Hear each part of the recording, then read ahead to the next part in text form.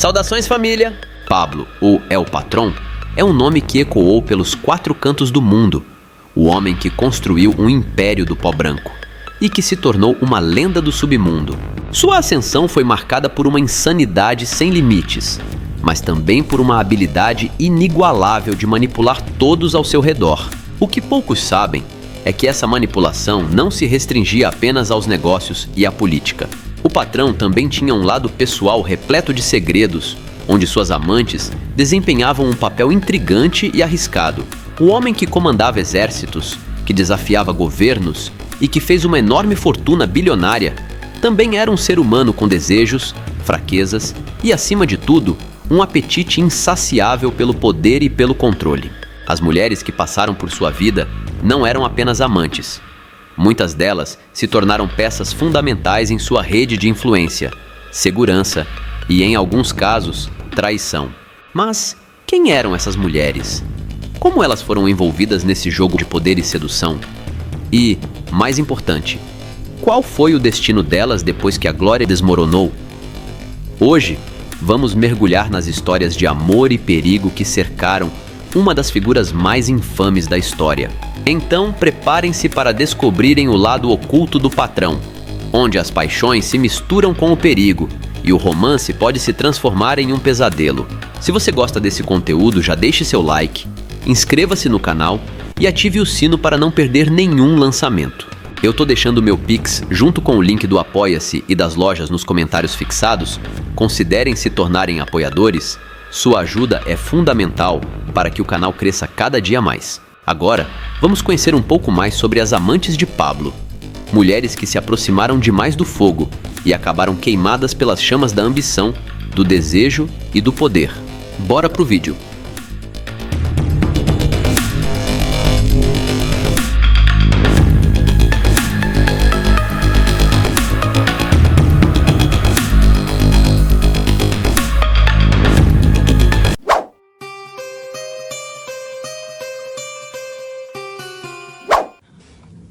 Falar pela primeira vez das infidelidades de meu marido é especialmente doloroso, porque fere minha condição de mulher, minha dignidade, minha autoestima e o respeito por mim mesma. Em algumas sociedades, não é um drama o marido ser infiel. Sempre se sabe, sempre se cala.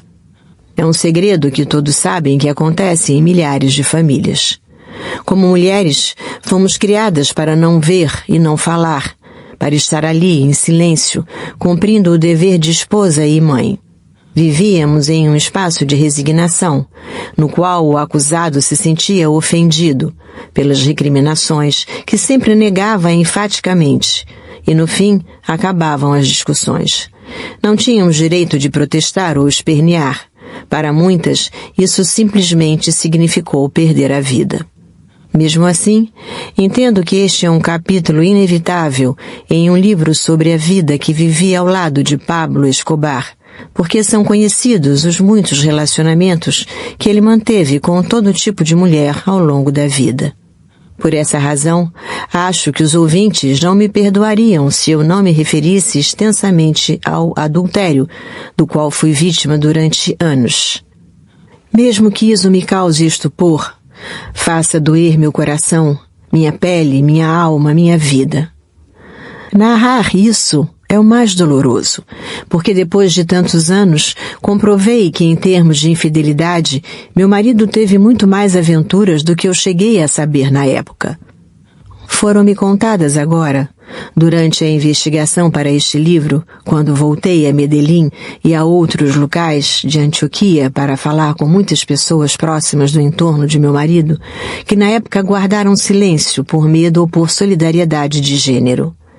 Em outros espaços desse livro, falo do Pablo Escobar, que fez muito mal, que cometeu crimes, que desestabilizou um país, que desafiou um império. Mas neste capítulo em específico, falarei do homem, do pai, do amante. Minha primeira lembrança dele remonta a 1972. Vi um jovem andando pelas ruas do incipiente bairro La Paz, em Envigado, em uma moto italiana, uma Vespa chamativa, branca e vermelha, que um vizinho lhe vendera por 3.500 pesos e que ele se comprometera a pagar em parcelas mensais de 300 pesos. Seu sucesso com as mulheres era evidente, porque não eram poucas que sorriam para ele e faziam sinais pedindo para levá-las a dar uma volta pelos arredores. Era um verdadeiro galã, bom de bico, encantador.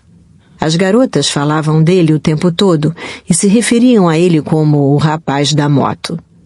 Naquele momento, na verdade, não me interessei por saber sequer quem era ele. Mas as rodinhas da vizinhança tornavam inevitável descobrir. Chamava-se Pablo Emílio Escobar Gaviria. Tinha 23 anos, cursava o ensino médio no Liceu de La Universidade de Antioquia e se notava a léguas que já tinha uma bagagem de vida que contrastava com a minha. Eu mal chegava aos 12 anos e tinha que pedir autorização para sair de casa. Pablo tinha complexo devido à sua baixa estatura, 1,67 m, e por isso se ofendia demais quando seus amigos o chamavam de anão, banana ou banana-maçã.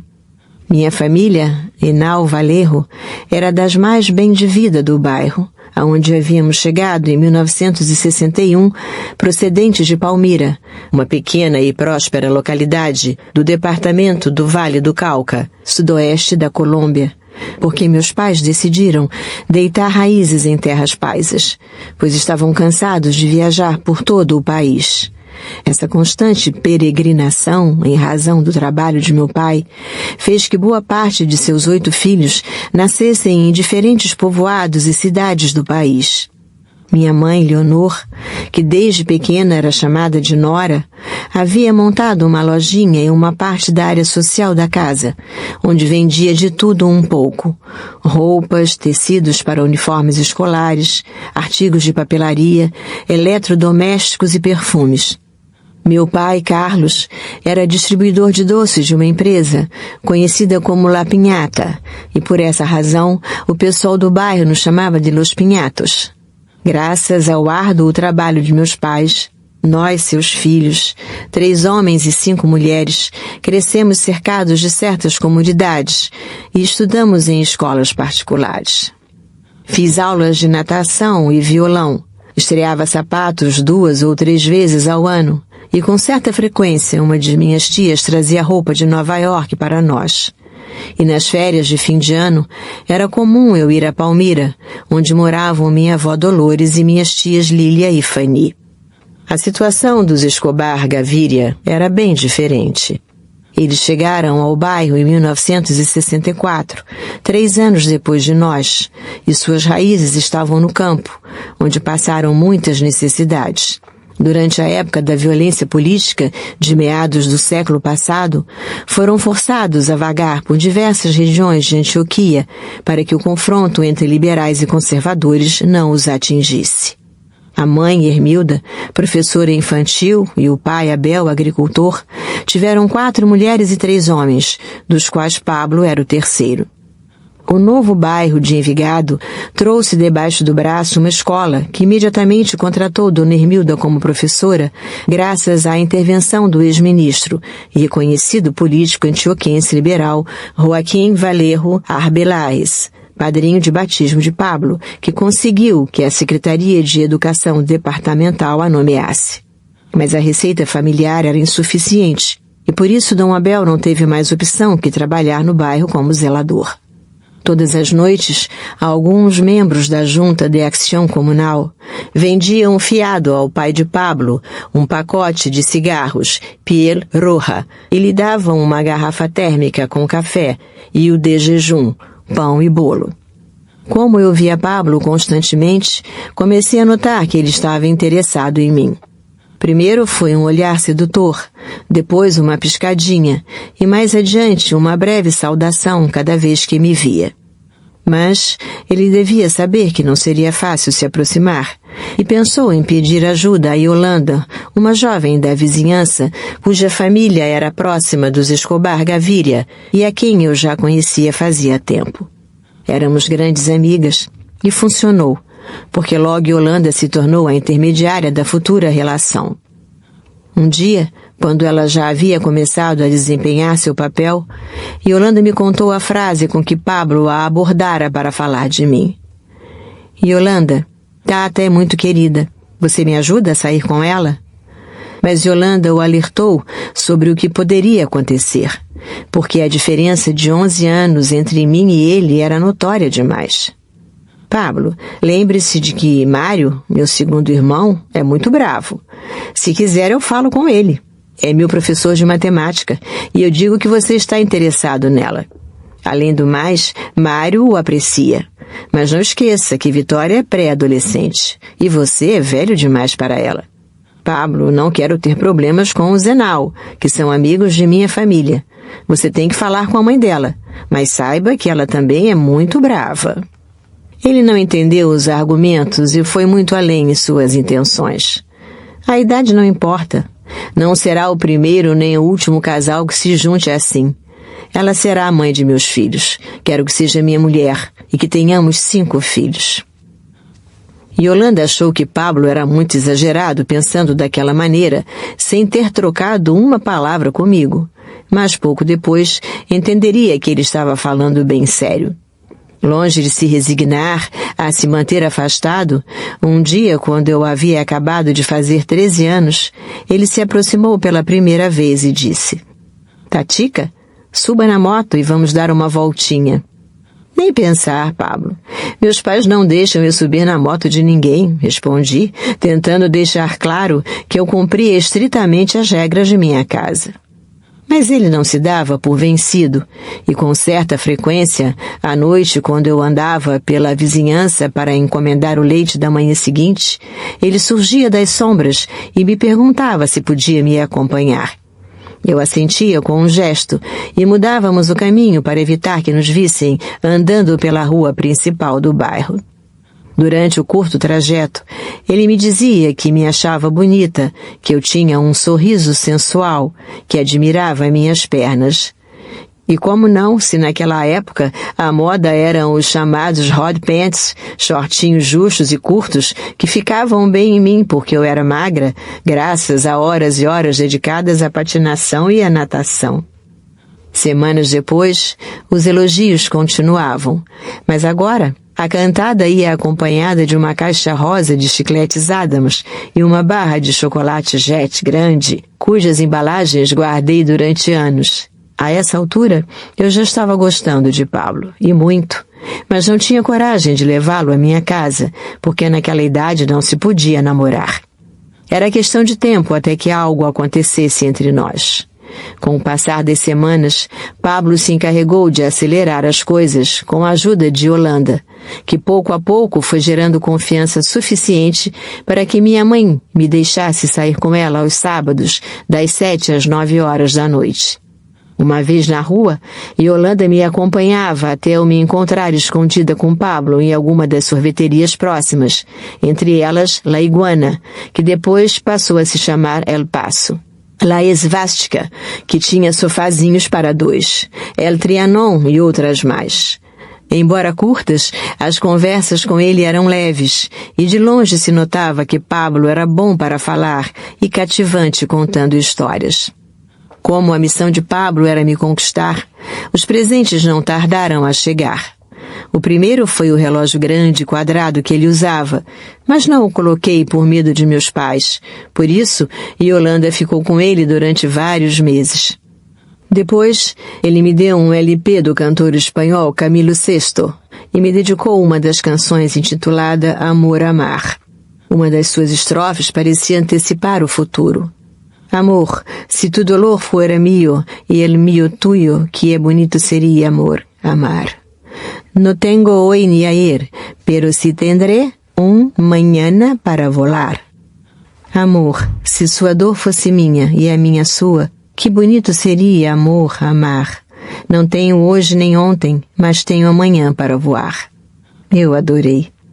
Lembro que no dia dos namorados daquele ano, eu estava brava com ele, e fazia vários dias que não nos falávamos, porque suas infidelidades já eram muito notórias. O tempo todo ele ficava olhando e seduzindo as meninas do bairro, e eu era muito ciumenta. No entanto, Yolanda chegou com um vistoso anel de pérolas com turquesas. Pablo mandou para você, Tata, e disse que eu entregasse para você não pensar que ele quis escapar de dar presente. O anel era lindo, e segundo Pablo contara a Yolanda, ele o havia comprado na joalheria La Perla em Medellín, e custara 1.700 pesos, $77 na época, um dinheirão. Naqueles poucos meses de cortejo, descobri um homem romântico com pretensões de poeta, acostumado a dar constantes demonstrações de carinho, dono de um sorriso sensual, detalhista consumado, que frequentemente me mandava presentes e flores. Pouco a pouco, comecei a sentir que estava apaixonada e muito deslumbrada. A diferença de idade entre nós fazia daquele relacionamento incipiente algo muito atraente, porque ele não era um adolescente com inseguranças ou divagações, e sim um homem que me fazia sentir que não estava atrás de uma aventura passageira. Mas, como mentira tem perna curta, umas amigas de minha irmã, Luz Marina, me viram várias vezes com ele e acabaram contando a ela. Em casa, souberam imediatamente, e minha mãe não me deixou mais ir encomendar o leite, única oportunidade de ver Pablo. Eu fiquei muito triste. Era muito difícil entender a atitude radical de minha mãe, que era incapaz de compreender que havia alguém interessado em mim e que eu queria saber o que era se apaixonar. Uma estranha sensação de rebeldia me invadiu, e pela primeira vez senti que não estava disposta a aguentar que meus pais, e principalmente minha mãe, interferissem em meu relacionamento com ele. A partir daí, não pudemos mais nos ver durante a semana, porque não me deixavam sair de casa sem um dos meus irmãos, mas também porque com bastante frequência Pablo mandava Yolanda me dizer que ia viajar a negócios. Ela não era específica nos detalhes, e evidentemente eu não suspeitava, nem remotamente, que meu galã já havia começado a incursionar no obscuro mundo da delinquência. O feitiço que cercava nosso relacionamento levou Pablo a desafiar minha família, e nos primeiros meses de 1973 ele deu um passo para formalizá-lo. Eu soube disso certa noite, quando meu irmão Mário foi até meu quarto e disse que precisávamos conversar. Tata, sabe que eu gosto de Pablo, mas é meu dever de irmão adverti-la de que ele não é bom para você. Nós saímos com mulheres o tempo todo. Ele não é o melhor para você. Esqueça-o. Escutei isso em silêncio, mas em minha ingenuidade, seu comentário não me deixou triste nem chegou a me perturbar. Era evidente que ele estava incomodado porque seu amigo gostava de sua irmã. Mas mesmo assim, o tom que ele usou para tentar nos afastar foi conciliador. Mário tinha razão, porque justo naqueles dias tinham-me contado, com todo tipo de detalhes, que Pablo havia tido um romance com a reitora do Liceu La Paz, onde eu estudava. Mas eu o justifiquei, achando que isso acontecera porque ainda não tínhamos uma relação formal. Pablo sabia de sobra que se quisesse algo sério comigo, teria que contar com minha família.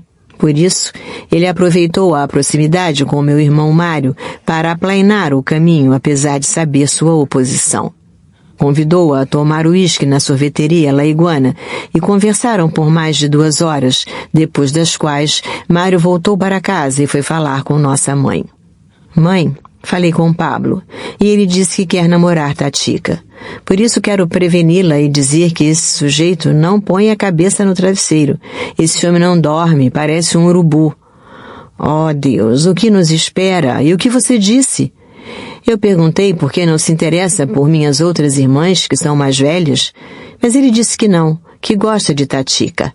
Portanto, agora depende de você. Mas precisa ficar de olho nessa menina. Mãe, Pablo está falando sério. Ele quer visitá-la em casa. E foi assim que começamos.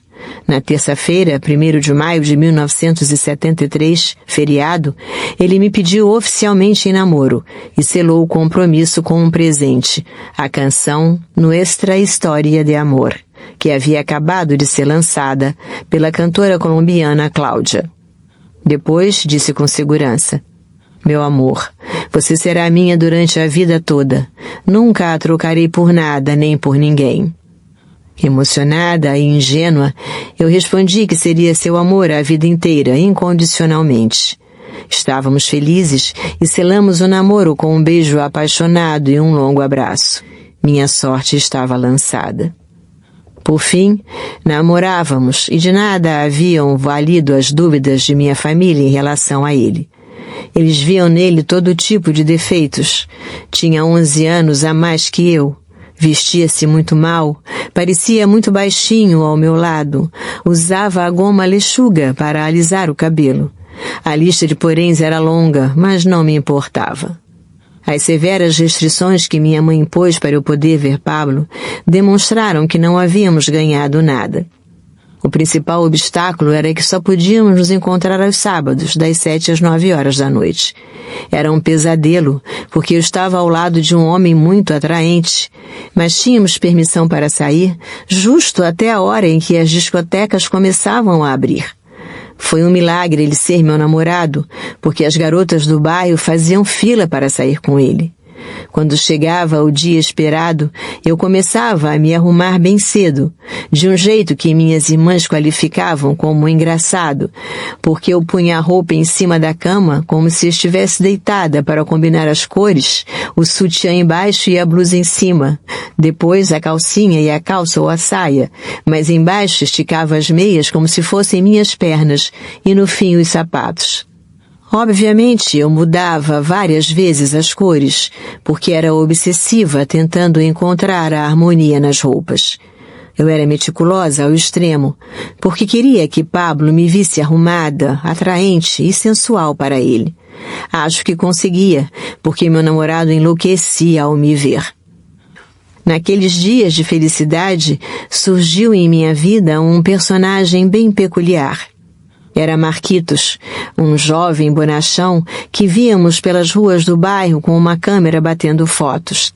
Achávamos normal vê-lo andar por aí captando imagens e ele já fazia parte da paisagem. Mas, desde que comecei a namorar Pablo, notei que ele batia fotos minhas em todos os lugares aonde eu ia. No começo fiquei incomodada, achei até estranho isso. Mas logo relaxei quando descobri que meu namorado romântico o havia contratado. Tempos depois, Marquito se apaixonou por mim e decidiu confrontar Pablo, e chegou ao extremo de quebrar garrafas de vinho no jardim de minha casa. Enquanto isso, Pablo andava pelo bairro em sua nova motocicleta, uma lambreta modelo 1963. Mas como eu já era sua namorada, comecei a fazer cenas de ciúme e a arranjar briga quando o via conversando com outras garotas. Era uma tortura ver que ele gostava de parecer um beija-flor. Mas ele, fiel à sua condição de machista, não gostava que eu dançasse, nem com meus irmãos, e quando ficava bravo por esse motivo, guardava um frio silêncio. Lembro uma vez em que ele foi viajar por alguns dias e, embora triste, eu acabei indo a uma festa na escola e dançando com outro rapaz. Inocente, porque não havia feito nada de errado, escrevi uma carta a Pablo e lhe contei. Como resposta, ele me mandou um envelope com os pedaços de uma foto 3x4 que eu lhe havia dado e uma folha de papel com uma mensagem escrita por ele que dizia: "Isso é o que você vale para mim, Tata." Tive que esperar várias longas semanas até ele me procurar. Foi nosso primeiro distanciamento provocado por seus ciúmes, mas por fim ele cedeu e me deu de presente uma bicicleta tipo monareta, amarela, com luzes, cestinha, buzina e pneus largos. "Veja, Tatica, veja o que comprei para você. Trouxe do Equador." "Pablo, você acha que essa bicicleta vai apagar a dor que você me fez sentir? Fique com ela." "Tatica, por favor, ouça-me. Eu te amo, e você é a coisa mais importante que tenho na vida." As armas de sedução funcionaram, e no fim ele acabou quebrando minha resistência. Depois de pedirmos desculpas mutuamente pelo motivo da briga, concordamos em continuar o namoro, e então fui com a bicicleta para casa para mostrar o presente que meu namorado me havia dado. Nas semanas seguintes, Vivemos momentos muito felizes, porque ele me fazia sentir a princesa de um conto de fadas, e eu tinha certeza de que ele era o meu tão esperado príncipe. Este encantamento de que estou falando era verdadeiro e transcendeu as coisas mais mundanas, como o simples fato de dirigir um veículo. Pablo me ensinou a dirigir em um enorme Ford modelo 1954, um dos primeiros carros que chegaram ao bairro La Paz. Foi uma experiência fascinante, que incluiu não só a instrução necessária para dirigir, como também uma alta dose de sedução. Ele sabia como tratar uma mulher e, evidentemente, teve muita paciência, porque no começo o carro morria na hora de trocar a marcha. Calma, não se desespere, que logo ele liga de novo. Minha irmã, Luz Marina, e seu namorado Oscar iam às aulas de direção. Eles não gostavam muito do plano, mas ficavam sentados na parte de trás do carro. No começo, treinávamos não longe de casa, em um bairro contíguo, conhecido como Los Periodistas. Mas, mais adiante, Pablo teve a ideia de dirigirmos nas partes altas, cheias de curvas e precipícios perigosíssimos. Não sei em que momento ele soltou o carro em minha mão, e enquanto eu ia morrendo de medo por Las Palmas, tentando não o deixar morrer, ele me acariciava, passava a mão em meu cabelo meloso. Obviamente o carro acabava morrendo, e então Pablo puxava o freio de mão e fazia o papel de instrutor. Meu amor, primeira, meu amor, segunda, meu amor, terceira, dizia com uma doçura única. Nunca durante as aulas Pablo foi grosseiro, acelerado ou impaciente. Nunca brigamos por isso. Foi puro romance. Depois que passou o medo de dirigir em lugares como aqueles, ficou clara a segunda intenção de Pablo: acabar a aula em El Peñasco, uma acolhedora, romântica e exótica discoteca incrustada em uma rocha da montanha com uma linda vista de Medellín. Aquele dia estava muito frio, mas preferimos ficar do lado de fora com a única intenção de nos abraçarmos e beijarmos apaixonadamente. A habilidade de Yolanda para convencer minha mãe a me deixar sair com Pablo durante poucas horas nos permitiu várias escapadas à discoteca Carrossel, situada em frente ao centro automotriz de Medellín. Nosso cupido de cabeceira dizia que íamos caminhar no parque de Sabaneta, mas na realidade íamos a essa discoteca, onde Pablo pedia meia garrafa de aguardente e eu refrigerante. Chegávamos às 5 horas da tarde e eu estava de volta a casa às 8 horas. Mas, como nada é perfeito na vida, a intransigência de minha mãe e meu pai em relação a meu namorado não diminuía. Minha mãe era especialmente hostil com ele, porque a incomodava sobremaneira a sua grosseria e sua falta de cuidado com a vestimenta. É que Pablo não ligava a mínima para a combinação de cores nas roupas e tinha a mania de arregaçar as mangas e deixar a camisa fora da calça. E como se não bastasse, era frequente vê-lo andar pelas ruas do bairro com uma manta poída de lã branca. Por isso meus pais não poupavam um instante para criticá-lo. Minha filha, não se preocupe em ficar muito bonita, porque de qualquer maneira parece que você anda com um motorista, reclamou minha mãe uma vez. Mande-o deixar a manta em casa, que aqui ele não entra assim, disse meu pai em outra ocasião. Lembre-se de que tem que respeitar minha filha, porque desta porta você não passa, disse minha mãe a Pablo um sábado à noite, quando ele foi me deixar em casa. Pablo era o contrário do que meus pais queriam para mim, mas eu era feliz a seu lado e isso bastava. Claro, até a hora que ele estragava tudo de novo, como no segundo semestre de 1974, quando desapareceu do bairro. Meu desconcerto foi total, porque ninguém sabia onde ele estava, nem mesmo Yolanda, a primeira a quem perguntei. Mas ela respondeu que não sabia de nada, só que havia saído com Rodrigo, um de seus amigos. Essa primeira ausência foi muito difícil e durante vários dias chorei sem parar. Além disso, a ansiedade de não saber de nada me levou a comer grandes quantidades de manjar branco do Vale, um dos muitos doces que meu pai distribuía. Anos depois, Yolanda confessou que havia mentido para mim, nessa e muitas outras ocasiões, quando eu lhe perguntava sobre as repetidas ausências de Pablo durante nosso namoro. Eu não lhe contava nada, porque, segundo Pablo, era melhor você não saber aonde ele ia.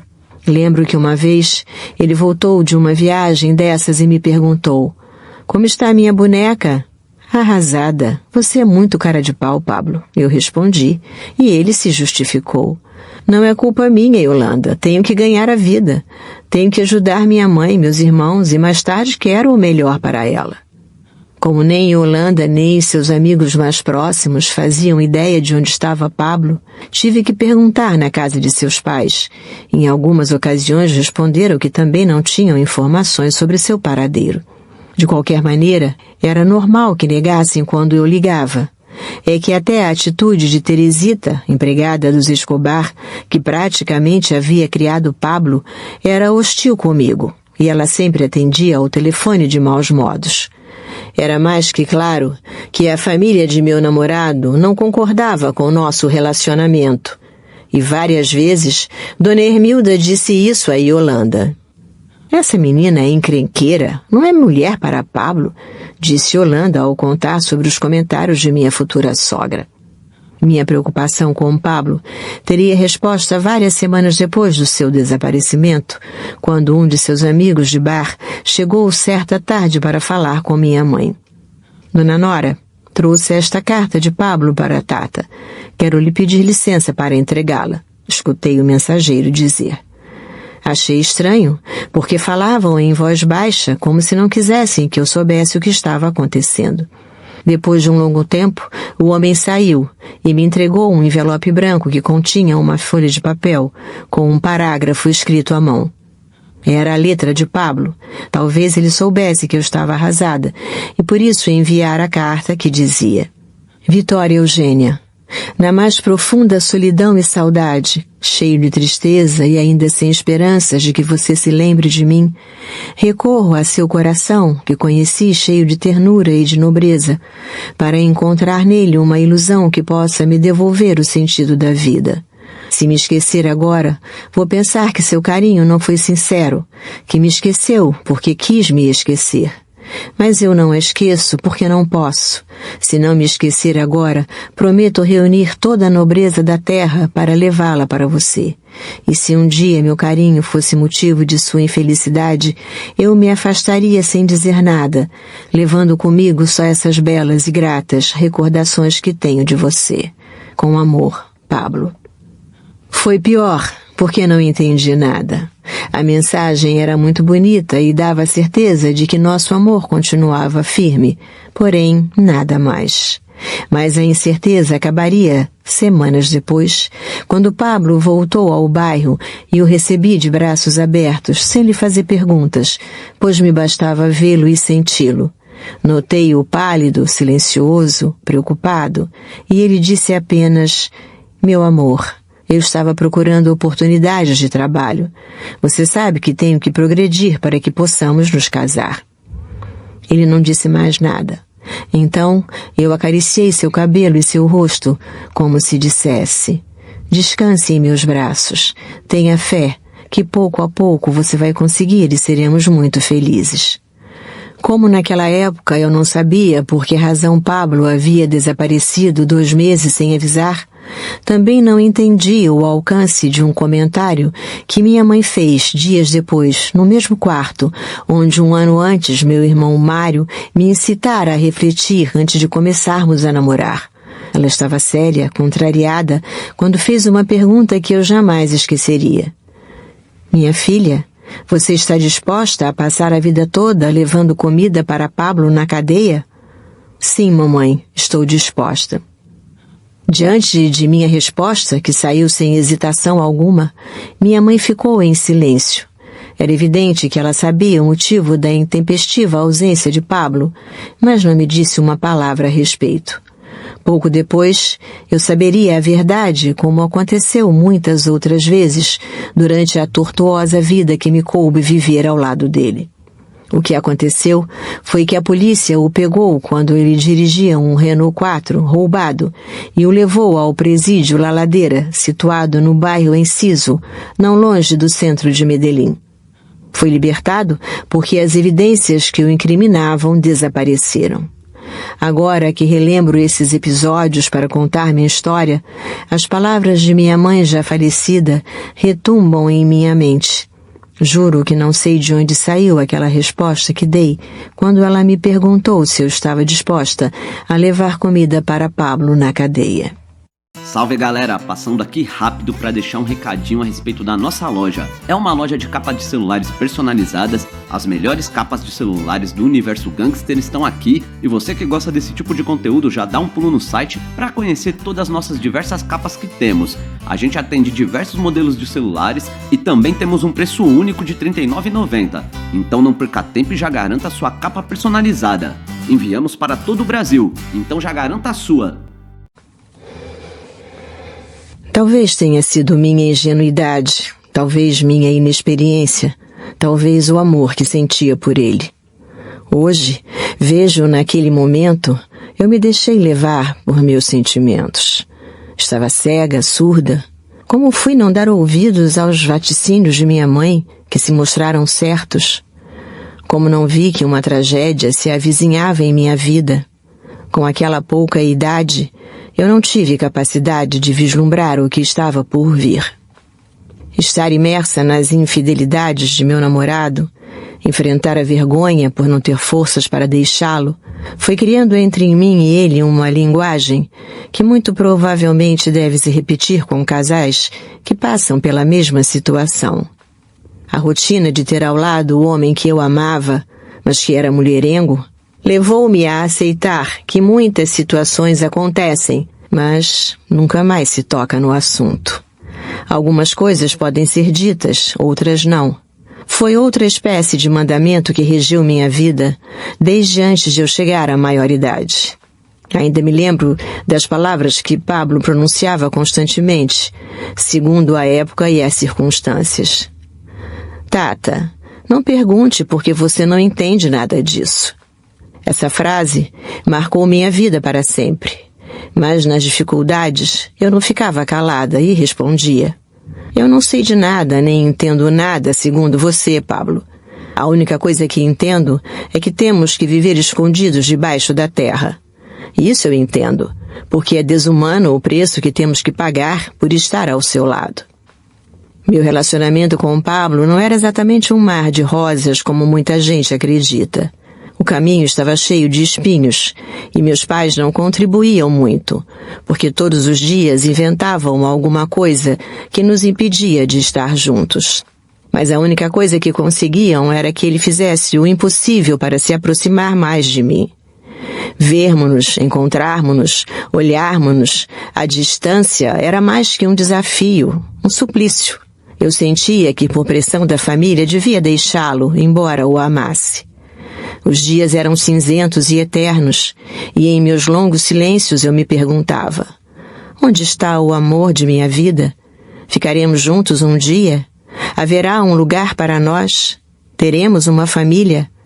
Àquela altura, eu já havia perdido a capacidade de escutar meus pais, coisa de que agora me arrependo. Quem dera os filhos os escutassem mais. Essa sabedoria dada pela experiência não tem preço. Eu, definitivamente, não soube valorizá-la. Naquela época, em um dos 2 canais de televisão nacionais, passavam uma novela venezuelana, Esmeralda, cuja trama me emocionava e me levava a imaginar um romance intenso com Pablo, no qual, no fim, o amor venceria. Os protagonistas eram os atores Lupita Ferrer e José Bardina. Ela fazia Esmeralda e ele, Juan Pablo Peñalver, e viviam uma história de amor cheia de obstáculos. Lembro que cheguei a admirar de tal maneira o personagem masculino que tomei a decisão de batizar com esse nome o meu filho, se um dia o tivesse. O drama de ter um namorado a quem eu não podia ver, somado à férrea oposição de meus pais, encontraria uma saída inesperada em março de 1976, quando Pablo me avisou por Yolanda que ia viajar durante 2 meses e que me esperava na sorveteria El Paso para se despedir. Pedi permissão à minha mãe para vê-lo por meia hora, mas ela respondeu cortante que eu não podia sair porque tinha tarefas pendentes e, além disso, tinha que acordar cedo para ir à escola. Mamãe, por favor, não vou ver Pablo durante 2 meses. Vitória já disse que não. Soluçando, comecei a lavar a louça do jantar, enquanto pensava em como fazer para me encontrar com Pablo. De repente, um estranho impulso tomou conta de mim. Tirei as mãos da pia cheia de sabão, tirei o avental, saí correndo de casa e cheguei à sorveteria para lhe dar um beijo furtivo. Ele estava muito contrariado e tivemos um curto diálogo que definiria nossa vida. Tata, qual é o problema? Por que não podemos nos ver? Você sabe, minha mãe não deixa. Qual é o problema de Dona Nora comigo? Vamos embora daqui, meu amor. Quero me casar com você, propôs, contrariado, e sugeriu que fôssemos para Pasto. Um curto silêncio de cumplicidade foi suficiente. Não voltei. Fui com ele e passamos a noite na casa de Gustavo Gaviria e sua esposa, que prometeram guardar segredo, porque sabíamos que quando minha ausência fosse descoberta, seria um grande escândalo. Dito e feito. Pablo e Gustavo souberam bem cedo no dia seguinte que minha mãe chorava desconsoladamente e que estavam nos procurando como agulha em um palheiro. Também disseram a eles que não só havia muita confusão no bairro La Paz, como também que a maior parte dos vizinhos culpava Pablo e o recriminava por ele não ter feito as coisas direito, por bem. Também soubemos que meu irmão Mário estava feito um louco atrás de Pablo para cobrar na porrada a afronta de ter levado a menina como ele sempre se referia a mim. Yolanda me contou que meu irmão disse: "Ele é meu amigo, mas nunca perdoarei o que fez." O que os vizinhos vão dizer? Melhor que aconteça qualquer coisa, mas que ela não se case com esse homem. Era só o que me faltava, disse minha mãe a Yolanda, pesarosa. No meio da manhã, fomos para o aeroporto Henrique Olaya Herrera, em Medellín, para pegar o voo para Cali. E demos tanto azar que estava atrasado 3 horas devido ao mau tempo. A angústia era enorme, porque achávamos que de uma hora para outra minha família chegaria. Pensei em dar para trás e voltar para minha casa. Pablo, o que vamos fazer? Meus pais vão me castigar, isso é uma loucura. É melhor eu voltar. Não, meu amor, eu vou me casar com você, não se preocupe. Não vou falhar com você, prometo, replicou Pablo, e me deu um beijo que me fez derreter e cair de novo em seus braços.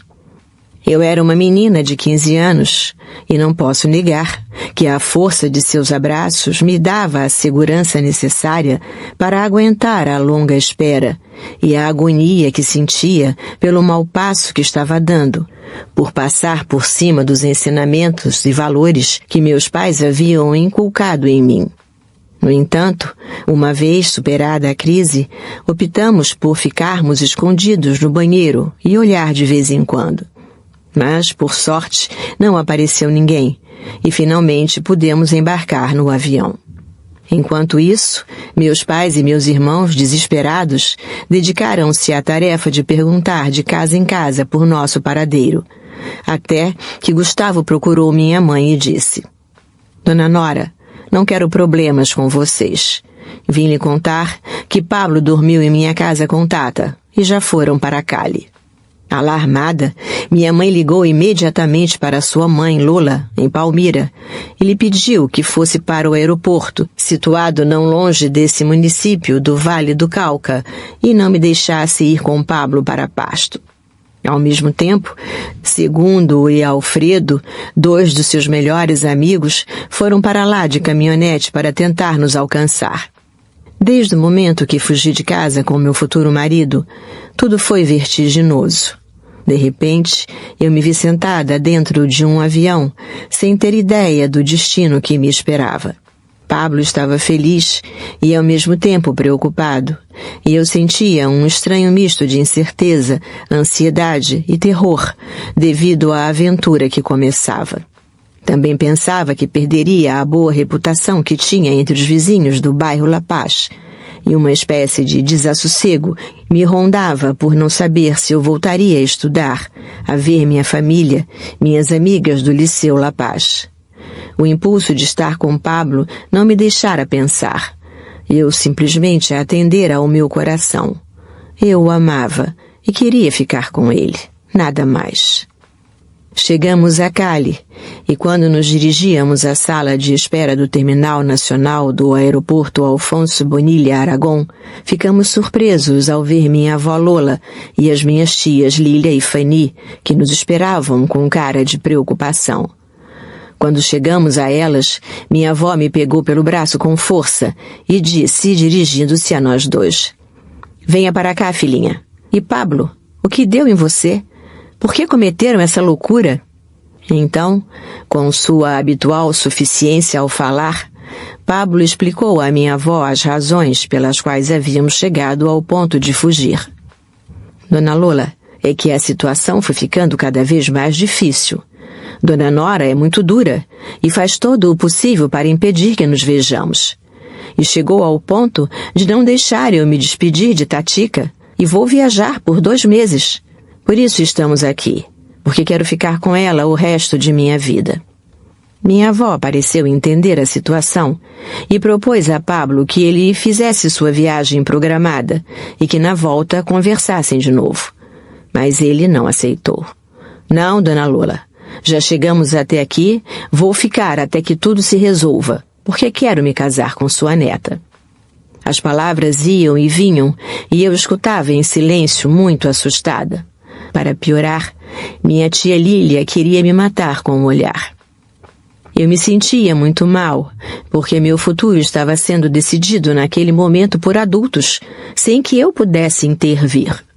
Contudo, as palavras de Pablo eram tão convincentes que minha avó disse que fôssemos para Palmira e ficássemos em sua casa, porque ela tinha certeza de que convenceria o bispo a autorizar nosso casamento.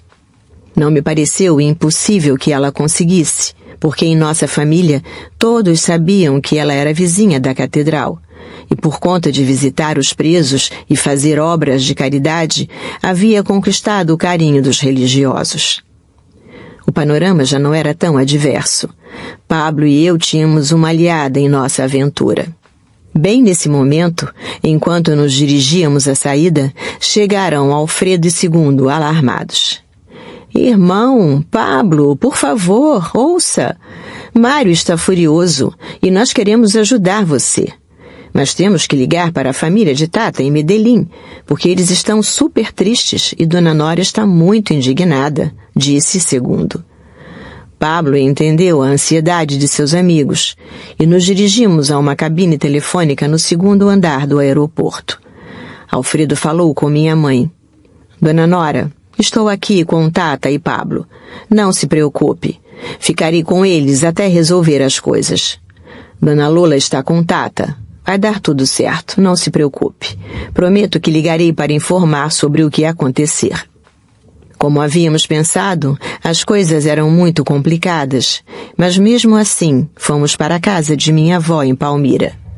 Fiquei lá com ela e minha tia Lília, que desde o primeiro momento me fez sentir seu repúdio pelo que eu estava fazendo.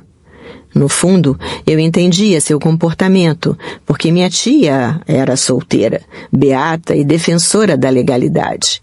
Ela foi tão radical que mesmo quando o casamento era um fato e minha mãe ligou para ela e lhe pediu que comprasse um anel e um vestido para mim, minha tia se recusou, com o argumento de que eu não merecia nada. Por sua vez, Pablo, II e Alfredo ocuparam um lugar afastado na casa principal, conhecido como El Rinconcito, o cantinho. No dia seguinte, após a insistência de Pablo, minha avó nos levou até o bispo de Palmira, Monsenhor Jesus Antônio Castro, um homem bom e agradável com quem tivemos 3 encontros nos 3 dias seguintes, de 1 hora cada um. Reunimos-nos em uma sala ampla, onde se destacava a grande poltrona na qual ele se sentava. Era um lugar magnânimo, no qual se sentia a presença de Deus. Vitória Eugênia, você está disposta a se casar? Perguntou o bispo, meio confuso, quando soube que eu tinha apenas 15 anos de idade. Sim, senhor, quero me casar, respondi assustada com a voz trêmula, depois de olhar para minha avó, Alfredo, Segundo e Pablo. Mas o trâmite não seria tão rápido como havíamos pensado, porque teríamos que esperar que mandassem os documentos de Medellín necessários para legalizar a união. Passaram-se 2 semanas até estarmos com os papéis em ordem, e então o bispo concedeu as licenças que nos permitiam contrair matrimônio. O casamento foi realizado às 6 horas da tarde da segunda-feira, 29 de março de 1976, na Igreja da Santíssima Trindade de Palmira. Minha mãe e meu pai não foram, e muito menos meus irmãos. Da família de Pablo também não foi ninguém. Alfredo e Segundo nos deram o único presente de casamento que ganhamos, um cartão de pêsames pelo mau passo que acabamos de dar. Sem dúvida foi uma brincadeira, bem característica deles, acostumados às piadas pesadas. Eu, a noiva fugitiva, estava com a mesma roupa do dia em que fugira. Calça verde militar de terlete, um tecido elástico que não precisava ser passado e um suéter laranja. Estava me achando linda. Ele usava jeans e camisa de manga comprida arregaçada azul clara. Por coincidência, o sacerdote que nos casou era o mesmo que havia me batizado anos atrás. 30 graus de temperatura acompanharam a cerimônia simples, mas o susto era tanto que eu nem sentia calor. Minha alegria tinha sabor agridoce, porque o medo do que viria depois me dominava. As recriminações de meus pais, de meus irmãos, da vizinhança. Estava com o coração na boca. Em algum momento da missa, Pablo, que estava muito contente, olhou-me fixamente nos olhos, abriu um sorriso e disse: "Ficaremos juntos para sempre, meu amor." Apesar do jeito acidentado de as coisas acontecerem, a partir do momento em que fugi com o Pablo, depois da cerimônia na catedral, minha avó e minha tia Fanny, sempre amorosas, sem me censurar por ter decepcionado os meus pais, prepararam um jantar delicioso para nós. Na espaçosa sala de jantar da casa, passamos várias horas juntos, contando histórias e recordações. Até que, à meia-noite, chegou o momento mágico de partir. Como já éramos casados, minha avó nos emprestou El Rinconcito. Aos beijos e abraços, envolvidos pelo feitiço da noite adornada por uma lua esplendorosa, Pablo e eu atravessamos o quintal florido e romântico da casa. Foi uma noite de amor inesquecível que ficou tatuada em minha pele como um dos momentos mais felizes de minha vida. Eu queria que o tempo parasse, que o espaço de intimidade que estávamos vivendo durasse para sempre. Pablo adiou sua viagem a Pasto, pois tínhamos que voltar a Medellín.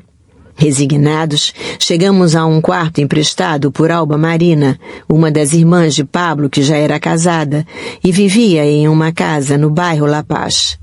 Minha mãe, que não escondia um enorme ressentimento, emprestou-nos uma velha cama de casal fabricada por meu pai, quando ainda vivia em Palmira e era dono da marcenaria mais conhecida da cidade. Apesar do aperto, ter me casado era a melhor coisa que eu poderia ter feito na vida. Meu amor por Pablo era muito grande. Eu gostava de seu riso e de seu humor. Era uma paixão com assombro e surpresa constantes. Eu queria ser uma mulher no amplo sentido da palavra, mas a realidade me fazia recordar que ainda era uma menina. Eu estava muito assustada por ter que enfrentar minha nova vida e, por isso, durante 2 semanas me recusei a sair de casa. Quando saí, comprovei que meu dia a dia seria muito complicado, porque tinha que suportar a censura de toda a minha família, que condenava a minha conduta. Também foi difícil voltar à escola para continuar o primeiro ano do ensino médio, porque as pessoas me olhavam de um jeito depreciativo. Todo o peso da sociedade paisa, conservadora e católica caiu em cima de mim. Eu havia perdido a reputação por ter fugido de casa e me casado atropeladamente com um homem mais velho. Minha vida de esposa se passava entre ir à escola de manhã, voltar para casa e fazer as tarefas, cozinhar, limpar o quarto, lavar a louça e cuidar da roupa de Pablo. Nada emocionante, mas eu continuava encantada com meu novo papel. O que bem cedo me abalou, e para o qual eu não estava preparada, foi que Pablo começou a se ausentar para, segundo ele, ir trabalhar. Com o quê? Não sei. A verdade é que tentar ganhar a vida sempre esteve acompanhada de sua velha mania de andar com outras mulheres.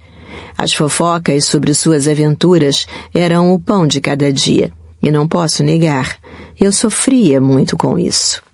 Lembro que chorava a noite toda, esperando que ele chegasse de madrugada. Sua infidelidade doía, mas eu não tinha coragem suficiente para deixá-lo.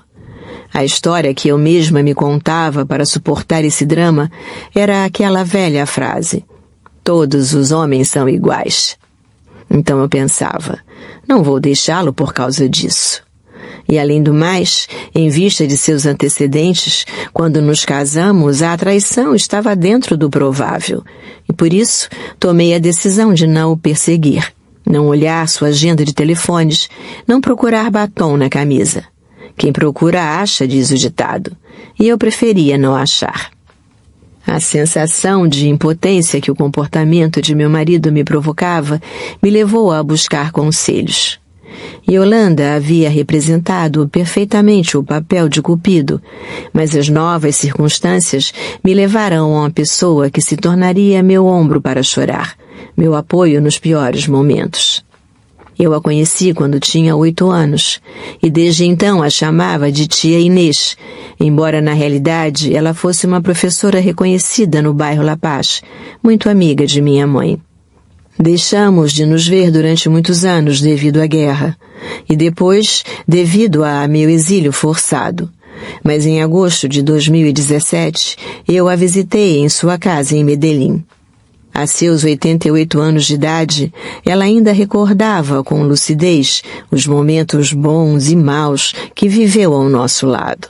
Porque, devo dizer, tia Inês sempre gostou de Pablo e o defendeu. E por essa razão, ela foi determinante para eu aguentar o que aguentei. Certa noite, a melhor maneira que encontrei de suportar aquilo foi indo para a casa dela. Dormimos juntas na mesma cama. Assim fazíamos quando Pablo demorava e ela ia ficar comigo em minhas longas horas de insônia e pranto. Lembra, Tata, quando Pablo demorava para chegar e você ficava muito triste e conversávamos sobre como o receberia, como falaria com ele, como tinha que se fazer de desentendida, como ia disfarçar sua raiva? Claro, tia. Ele chegava, fazia eu me afastar para a beira da cama e dizia: cabemos os 3 aqui. E falava sorridente. Ele vinha de outra cama, de outra aventura. Cenas como essa se repetiram muitas vezes, mas sempre tia Inês me dizia a mesma coisa, dada sua idade e sua experiência sobre o que era aguentar um casamento ruim. Isso parecia ser normal. Hoje, recordo que sempre lhe perguntava o que fazer, e em minha ingenuidade, aceitava seus conselhos como os mais sábios. Não seja bobinha, filhinha, não deixe que o tirem de você. Mime-o para que ele fique ao seu lado. Não perca a paciência, porque é seu dever de mulher esperá-lo e cuidar dele quando chegar a casa. Separar-se, nem pensar, tem que ficar. Ele a ama, nunca vai deixá-la. Tem que aceitar que essa é uma cultura machista e que o sofrimento está incluído no casamento. Corta-me o coração vê-la assim. Eu lhe dei ouvidos. Instruída por tia Inês, fiz meu melhor esforço como mulher, como amante, como esposa, como mãe, para que Pablo ficasse ao meu lado. Às vezes ela me ajudava a escrever cartas de amor para seduzi-lo. O colar de pérolas formado pelos relacionamentos de meu marido com outras mulheres é muito comprido, mas a verdade é que, no fim, ele não me deixou. Nunca sequer propôs se separar para ficar com outra, e nos últimos instantes de sua vida foi a nós, a sua família, que ele recorreu. É que seduzir mulheres era parte da essência de Pablo, uma espécie de desafio a si mesmo que o levava a realizar esforços de conquista que comprometiam um mínimo respeito pelas pessoas ao redor. Como naquela noite em que fomos a uma festa no Salão Antioquia do Hotel Intercontinental de Medellín. Eu dancei com o marido de uma irmã e com um irmão meu. Pablo ficou bravo e não quis falar mais comigo na festa. Então, como eu não podia dançar e ele não estava ao meu lado, decidi ir embora sozinha. Pablo aproveitou o momento para ficar à vontade. Convidou Mônica, uma loura jovem e bonita, para dançar, e na lentidão de uma canção, beijou-a. Mas ele não contava com a presença de uma de minhas irmãs, e foi tal a indignação dela que não hesitou e deu um forte tabefe em meu marido. A mulher era a esposa de um empregado dele. No dia seguinte, minha irmã me contou o que havia acontecido na festa e fiquei cega de ira. Com o coração arrasado, a única coisa que me ocorreu fazer foi ir até o marido enganado e contar que sua mulher havia beijado meu marido e que certamente haviam dormido no Hotel Intercontinental. O homem ficou furioso e imediatamente foi para casa e deu uma surra tão forte na esposa que a fez parar no hospital. Nunca deixarei de me recriminar por ter ido reclamar com ele pelo comportamento inadequado de meu marido. Poderia ter acabado em tragédia, por isso nunca mais fiz o mesmo. Nesse mesmo dia, mais uma vez briguei com Pablo pelo que ele havia feito. Mas ele, hábil, esgrimiu as frases de sempre, que eu era a mulher de sua vida, que nosso casamento duraria para sempre, e que eu devia saber que havia muito mal intencionado por aí que não queria nos ver juntos. 2 meses depois de viver na casa de sua irmã Luz Marina Escobar, mudamo-nos para uma casa que Pablo comprou no bairro Los Colores, com um empréstimo que pegou em um banco sob a nova modalidade UPAC, Unidade de Poder Aquisitivo Constante, criadas no governo de Misael Pastrana Borrero. Lá, tentamos levar uma vida normal. Continuei meus estudos no Liceu La Paz, mas logo ele voltou às suas andanças e continuou chegando de madrugada. Ou não chegava. Sofri muito, porque tinha medo de habitar uma casa tão grande em um bairro onde havia muitos terrenos baldios. Então fui obrigada a pedir à minha mãe que permitisse que minha irmã mais nova, de 13 anos, morasse comigo, porque nem sempre tia Inês podia ir ficar lá. Poucos dias depois, tive uma grande surpresa, quando um caminhão chegou em casa com uns móveis enormes, estilo Luís XV, comprados por Pablo. Que exagero! Eram nossos primeiros jogos de quarto, sala de estar e de jantar. Quando eles o viu acomodados na casa, embora claramente fossem grandes demais para o espaço disponível, ficou muito contente. Achei-os lindos, mas nunca entendi as prioridades de Pablo. Tínhamos móveis gigantes, mas ele não achava indispensável comprar uma geladeira, e por isso todos os dias eu tinha que ir ao mercado para comprar as coisas. Mas minha irmã e eu curtimos os móveis porque brincávamos de parecer senhoras importantes. Além disso, ligávamos no volume máximo o equipamento de som, que tinha luzes fosforescentes, e dançávamos. Para mim, uma adolescente de 15 anos, tudo era brincadeira, e Pablo se encarregava de fazer que a fantasia me fizesse sentir como uma menina mimada. Minha vida seguia aparentemente normal, porque minha irmã e tia Inês ajudavam a suavizar minhas crises pelo comportamento irregular de Pablo. A escola era uma espécie de oásis, porque as aulas e as tarefas me distraíam durante boa parte do dia. Além do mais, o Liceu La Paz não tinha transporte, e por isso íamos com um Jeep Nissan Patrol, amarelo claro e branco, que meu marido me emprestava quase todos os dias.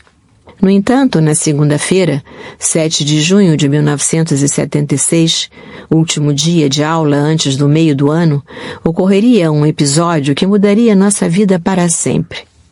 Naquela manhã bem cedo, Pablo recebeu uma ligação e saiu correndo com seu jipe sem me dar explicação alguma. Minha irmã e eu não tivemos outra opção senão ir à escola de táxi. À 1h da tarde saímos da aula e fomos para a casa de minha mãe, mas a encontramos muito angustiada. Mãe, o que aconteceu? Ela me olhou fixamente e seus olhos se emudeceram. Depois respirou fundo e disse: minha filha, prenderam Pablo, Mário, Gustavo e mais 3 pessoas. Como? O que aconteceu, mamãe? Foram pegos com 26 quilos de pasta de coca. Pasta de coca? O que é isso? Era a primeira vez que eu escutava falar disso. Mas ninguém sabia mais detalhes dos fatos. Atordoada pela repentina detenção de meu marido e sem entender totalmente a dimensão do que havia acontecido, eu e minha irmã voltamos à noite para casa. E antes de ir dormir, acendemos várias velas e rezamos para Maria Auxiliadora, padroeira dos casos impossíveis. Os dias posteriores à prisão de Pablo foram muito difíceis, porque atrasamos o pagamento da parcela da casa e eu não podia visitá-lo porque ele e os outros continuavam nos calabouços do DAS em Medellín. Em meio à minha incerteza, um dia recebi uma mensagem que Pablo escreveu em um saco de papel. Era o primeiro sinal de vida que ele mandava. Meu amor, quero que saiba que estou bem. Não se preocupe que vai dar tudo certo. Em partes mais escuras, a noite me pegou. Então não tive mais opção que baixar a cabeça e voltar vencida, derrotada à casa de meus pais no bairro La Paz. Pouco depois, o banco tirou a casa de nós, devido ao acúmulo de parcelas não pagas. Por sorte, fui bem recebida, mas minha mãe, como fazem quase todas as mães em situações como essa, começou a tomar distância de seu genro preso. Vitória, cuidado para não ter um filho com esse homem. É só o que falta. Fique tranquila, mamãe, não estou grávida, respondi segura. No entanto, ela, desconfiada, deu-me uma caixa de anticoncepcional e, a partir daí, todas as noites fazia que eu tomasse um na frente dela. Por fim, Pablo e os demais detidos foram mandados para a penitenciária Bela Vista, muito perigosa, segundo nos disseram, situada no município de Belo, ao sul de Medellín. No sábado seguinte, às 4h da manhã, minha mãe e eu estávamos prontas para ir visitá-los. Ir tão cedo foi bom, porque não tivemos grandes dificuldades para entrar, apesar da aglomeração, do mau cheiro e do ambiente pesado. O encontro com meu marido depois de tantos dias provocou em mim emoções contraditórias, porque as evidências me mostravam, sem dúvida alguma, que ele trilhava o caminho da ilegalidade. No entanto, não pensei muito nisso, porque no fundo estava feliz por vê-lo. Além do mais, com sua desenvoltura verbal de sempre, ele disse que era inocente e resumiu sua situação em outra frase que também utilizaria com muita frequência para não ter que dar muitas explicações. Tata, uns amigos de Pasto me ligaram para que eu os ajudasse a sair de uma situação, mas não consegui e me pegaram. Por ajudar um amigo, veja só onde me meti, meu amor. E mudou de assunto. Dias depois, voltamos para visitá-los. Mas dessa vez fomos eu, Noemi, esposa de Gustavo, e minha cunhada, Alba Marina Escobar. Lembro que a entrada foi tortuosa, porque enquanto fazíamos fila, comecei a vomitar sem parar por causa do mau cheiro. Eu não sabia o que tinha, mas, nos dias seguintes, descobri aterrada que estava esperando um filho. E longe de me alegrar, tive um ataque de pânico ao pensar no que minha mãe diria. Não contei a ninguém, e na semana seguinte, quando fui ver Pablo de novo, contei-lhe a boa nova acompanhada de uma advertência. Pablo, que isso fique entre nós, porque se minha mãe souber, vai me matar. Ele ficou feliz com a notícia de que seria pai, mas incapaz de guardar segredo. Sem levar em conta meu medo, logo contou à sua mãe, que havia ido visitá-lo, e a meu irmão, com quem dividia a cela. Eu fiquei furiosa, porque queria contar à minha mãe quando começasse a se notar. Agora era questão de horas até que tudo viesse à tona, e me doía pensar que ela ia sofrer demais. Dona Hermilda me viu tão preocupada que teve uma ideia para evitar a fúria de minha mãe. Tata, calma. Vamos fazer o seguinte. Diga à sua mãe que vá à minha casa porque preciso falar com ela. Aí eu conto que ela vai ser avó. Aceitei contrariada, e 2 dias depois, minha mãe e eu chegamos à casa de minha sogra. Depois de uma saudação cordial, sentamo-nos na sala para tomar vinho tinto.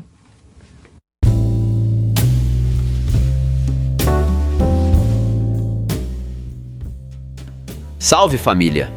As amantes de Pablo viveram em um mundo onde o luxo e o perigo caminhavam lado a lado. Elas compartilharam momentos com um dos homens mais poderosos e temidos da história, mas também pagaram o preço por isso. Algumas encontraram refúgio na obscuridade, enquanto outras foram tragicamente apanhadas nas consequências de seus vínculos com o patrão. No final, essas histórias de amor, sedução e poder revelam muito sobre a complexidade de Pablo como homem e como figura histórica. Um homem que não apenas conquistou o mundo com seu império do pó, mas que também deixou uma marca indelével na vida de todos que ousaram se aproximar demais. Após a queda de Pablo, sua família, que um dia viveu no auge do luxo e do poder, se viu diante de um novo e incerto destino. Maria Victória, Juan Pablo e Manuela deixaram para trás a glória de Medellín, fugindo das sombras do homem que um dia dominou o submundo. Suas vidas, marcadas por tragédia e sobrevivência, são um testemunho de como o peso do passado pode moldar o futuro. A história de Maria Victória e seus filhos não é apenas sobre o legado de um dos maiores capos da história, mas também sobre a luta para encontrar paz em meio ao caos. A busca por uma nova identidade longe das marcas deixadas por Pablo, e a tentativa de reconstruir vidas em terras estrangeiras, sob novos nomes e em meio ao medo constante de represálias. Eu agradeço a todos que ficaram até o fim. Até a próxima!